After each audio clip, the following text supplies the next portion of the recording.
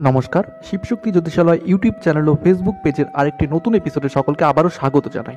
আজকে আমরা আলোচনা করব ডিপ্রেশনের কারণ ও তার থেকে কি করে বেরোনো যায়। এখনকার দিনে কিন্তু যেরকম পরিবেশে আমরা রয়েছি, এই পরিবেশে কিন্তু বেশিরভাগ লোকই কিন্তু ডিপ্রেশনে ভুগছে। হতে পারে সেটা কোনো অর্থের অভাব, হতে পারে চাকরি মিলছে না বা ব্যবসায় উন্নতি হচ্ছে না, হতে পারে সংসারে অশান্তি, বা হতে পারে অন্য কোনো কারণ, যেমন যে রিলেশন সম্পর্ক সেগুলো ভেঙে যাওয়া। এইসব নানান কারণে কিন্তু প্রত্যেকটা ব্যক্তি কোনো না কোনো কারণে কিন্তু ডিপ্রেশনে ভুগছে। যে কোনো রোগ হলে কিন্তু তার চিকিৎসা কিন্তু আমরা অতি সহজেই করতে পারি। যদি হাতে লেগে যায় বা পায়ে লেগে যায়, আমরা কিন্তু খুব সহজেই ডাক্তারের কাছে গিয়ে সেটা চিকিৎসা করতে পারি। কিন্তু ডিপ্রেশনের চিকিৎসা কিন্তু প্রত্যেকের দ্বারা করা কিন্তু সম্ভব হয়ে ওঠে না, বা কাউকে বোঝানো সম্ভব হয়ে ওঠে না যে আমি ডিপ্রেশনে আছি বা আমার মনের যে রোগ সেই রোগটি হয়েছে এবং এর চিকিৎসার প্রয়োজন। তো কাউকে যদি আপনি বলতে না পারেন, সেই রোগটা কিন্তু আরও বেড়ে যায়। বিশেষ করে এই মনের রোগ, আপনার মনে কিছু চলছে এবং আপনি সেটি পাচ্ছেন না, সেটি আপনাকে স্থির থাকতে দিচ্ছে না, এমতো অবস্থায় কিন্তু এই রোগটি কিন্তু আরও বেড়ে যায়। ডিপ্রেশনে যদি আপনি ভুগে থাকেন, প্রথমত তো আপনার রাতের ঘুম চলে যাবে, অর্থাৎ রাতে আপনি ঠিকমতো ঘুমাতে পারবেন না, ঠিকমতো খেতে পারবেন না, এরকম একটি পরিস্থিতির সৃষ্টি হয়ে যাবে। না পারছেন আপনি এই জীবন থেকে মুক্তি পেতে, না পারছেন আপনি এরকমভাবে থাকতে। তো এমতো অবস্থায় কি করণীয়? সবার প্রথম যদি জ্যোতিষের মতে দেখা হয়, আমি কিন্তু এখানে জ্যোতিষ এবং মেডিকেল আয়ুর্বেদের মাধ্যমেও আমি বলবো কি করে আপনি ডিপ্রেশন কাটাতে পারেন, এবং জ্যোতিষের মাধ্যমেও কিন্তু আমি বলবো। দুটো একসঙ্গে যদি আপনি কম্বাইন করে যদি আপনার জীবনে নিয়ে আসেন, তাহলে কিন্তু খুব সহজেই কিন্তু কাটিয়ে উঠতে পারবেন। যে কোনো একটিও আপনি করতে পারেন, আপনার যেরকম ভালো মনে হয় সেরকম করতে পারেন। তবে আমি যেই উপায়গুলি বলবো বা যে কারণগুলো বলবো, সেগুলো কিন্তু খুবই কার্যকারী এবং ফল কিন্তু 100% পাবেনই পাবেন। আপনি একটা মাস ফলো করে দেখুন, তাহলেই কিন্তু বুঝতে পারবেন। জ্যোতিষের মতে মনের কারণ হচ্ছে বা মনের কারক হচ্ছে চন্দ্র। এবং এখনকার দিনে কিন্তু প্রত্যেকটা কুষ্টিতেই যত বড় রাজযোগ হোক বা দুর্যোগ হোক, সেখানে কিন্তু বেশিরভাগ ক্ষেত্রে কিন্তু চন্দ্রের উপস্থিতি রয়েছেই। চন্দ্রের উপস্থিতিতেই কিন্তু রাজযোগ এবং দুর্যোগের সৃষ্টি হয়। বিশেষ কিছু যোগ ছাড়া বেশিরভাগ ক্ষেত্রে কিন্তু চন্দ্রের উপস্থিতি রয়েছে সেই যোগে।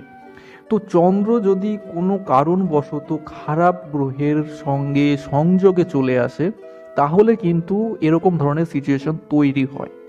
রাহু কেতুর থেকেও বেশি চন্দ্র ডিপ্রেশন দেয় কিন্তু শনির সঙ্গে থেকে।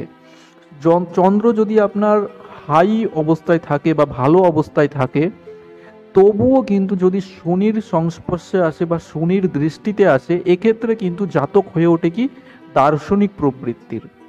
কোনো জিনিসকে নিয়ে অতিরিক্ত চিন্তা ভাবনা করা, কোনো জিনিসে অতিরিক্ত ভয় পাওয়া, এই ধরনের জিনিস কিন্তু শুরু হয়ে যায় জাতকের সঙ্গে। তাই যদি আপনার ডিপ্রেশনে ভুগছেন, তাহলে কিন্তু এটি আপনার ধরে নিতে হবে যে আপনি অবশ্যই কিন্তু চন্দ্র দ্বারা পীড়িত।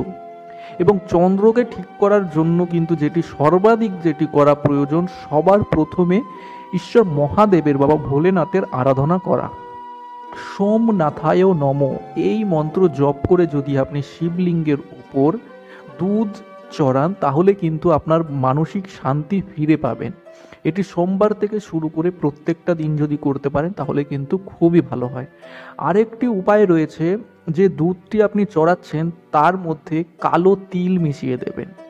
অনেকে কিন্তু কালো তিল মেশানোতে কিন্তু দ্বিমত দেখায় এবং বলে যে এই কালো তিলটি হলো বিষ্ণুর গায়ের ময়লা, এরকমভাবে ধরা হয় এবং সেটি শিবলিঙ্গে চড়ানো উচিত নয়।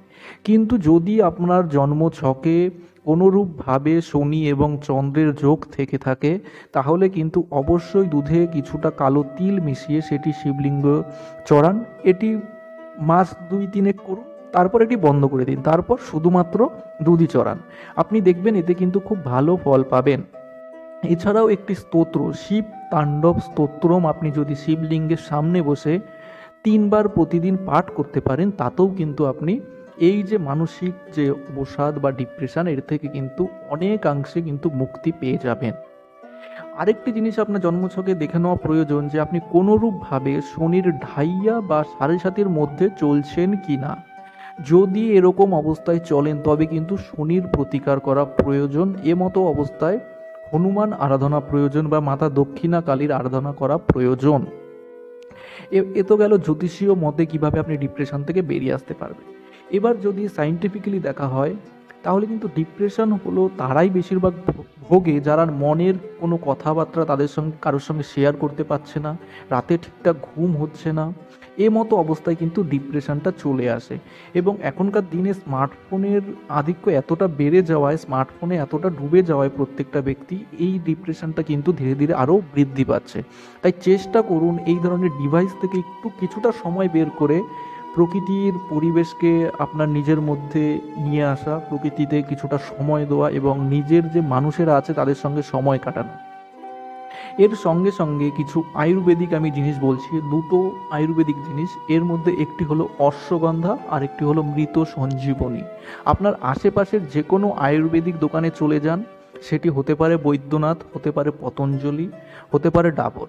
সেখানে গিয়ে বলুন অশ্বগন্ধা রিষ্টা, আর অশ্বগন্ধা রিষ্টা আর হচ্ছে গিয়ে মৃত সঞ্জীবনী সুরা, এই দুটি আয়ুর্বেদিক দোকান থেকে নিয়ে আসুন। শুধুমাত্র কিন্তু আমি এখানে ডিপ্রেশনের কথা বলবো না, আরও অনেক সমস্যার কিন্তু সমাধান হয়ে যাবে এই দুটি ওষুধের মাধ্যমে। এবং এটি কিন্তু প্রত্যেকেই খেতে পারে, এতে কোনো কিন্তু সমস্যা নেই, যেহেতু আয়ুর্বেদিক পদ্ধতিতে তৈরি, এর কোনো সাইড এফেক্ট নেই। তো এটি নিয়ে এসে প্রতিদিন দুপুরবেলা একটি গ্লাসের মধ্যে 3 চামচ নিয়ে নিন অশ্বগন্ধা রিষ্টা আর 2 চামচ নিয়ে নিন যে মৃত সঞ্জীবনী সুরা। নিয়ে যতটা পরিমাণ হচ্ছে টোটালি, অর্থাৎ 5 চামচ জল মিশিয়ে সেটিকে খেয়ে নিন এবং রাত্রে ঘুমানোর 1 ঘন্টা আগে একইভাবে খেয়ে নিন। দেখবেন ঘুমের যে সমস্যা ছিল বা মন যে একটু কোনো কিছুতে মন বসছিল না, সেই যে সমস্যাগুলি সেগুলো কিন্তু ধীরে ধীরে বেরিয়ে আসতে পারবেন। এছাড়া পুরুষদের গুপ্ত রোগ, বিশেষ করে সেক্সুয়াল যে সমস্যাগুলো, সেগুলো থেকেও কিন্তু এই একই মেডিসিনের মাধ্যমে কিন্তু বেরিয়ে আসতে পারবেন। এবং ডিপ্রেশন আসলে কিন্তু অবশ্যই কিন্তু এই ধরনের গুপ্ত রোগগুলো দেখা দেয়, অনিচ্ছা বা শীঘ্র পতন, এই ধরনের সমস্যাগুলো চলে আসে। তো সেগুলো থেকেও কিন্তু এই দুটো ওষুধ একই সঙ্গে কিন্তু বেরিয়ে আসতে সাহায্য করবে। তো এই দুটো ওষুধে শুধুমাত্র ডিপ্রেশন নয়, এরকম আরও অনেক সমস্যার কিন্তু সমাধান হবে এবং রাতে ঠিকঠাক ঘুম হবে। এবং দেখবেন পরের দিন সকালে যখন উঠবেন তখন দেখবেন একটি ফুরফুরে ভাব লাগছে এবং খুব এনার্জির সঙ্গে পুরোটা দিন আপনি কাজকর্ম করতে পারছেন এবং বিভিন্ন কাজে মন বসাতে পারেন। আর সবচেয়ে শেষ কথা যেটি হচ্ছে, অবশ্যই চেষ্টা করুন মানুষের মধ্যে মিশে থাকতে, জনসমাগম যেখানে হচ্ছে সেখানে যেতে, তাদের বিভিন্ন ব্যক্তির সঙ্গে কথাবার্তা করতে। এটি কিন্তু ডিপ্রেশনের সবথেকে বড় উপায়। এবং আপনার যে জন্মকুষ্টি রয়েছে সেটাও আপনি কোনো ভালো অ্যাস্ট্রোলজারের মাধ্যমে অ্যানালিসিস করিয়ে কিন্তু তার প্রয়োগগুলো করুন। আমি দুভাবেই বললাম, যেটি আপনার ভালো মনে হয় সেটি করুন এবং দুটো একসঙ্গে যদি করেন তাহলে তো কোনো কথাই নেই, খুব ভালো ফল কিন্তু আপনি ম্যাজিকের মতো দেখতে পাবেন। তো আশা করি আজকের এপিসোডটি ভালো লেগেছে। যদি ভালো লাগে অবশ্যই কিন্তু লাইক আর কমেন্ট করবেন এবং সাবস্ক্রাইব করে বেল আইকনটি প্রেস করবেন। এবং যদি কমেন্ট করেন তাহলে বুঝতে পারবো যে আপনি আমার চ্যানেলের সঙ্গে জুড়ে আছেন এবং সেই মতে সামনের যে প্রিমিয়াম ফিচার্সগুলো যেগুলো থাকবে সেগুলো কিন্তু আপনি সবার আগে পাবেন। তো আবারও দেখা হবে একটি নতুন এপিসোডে, ততক্ষণ ভালো থাকবেন, নমস্কার।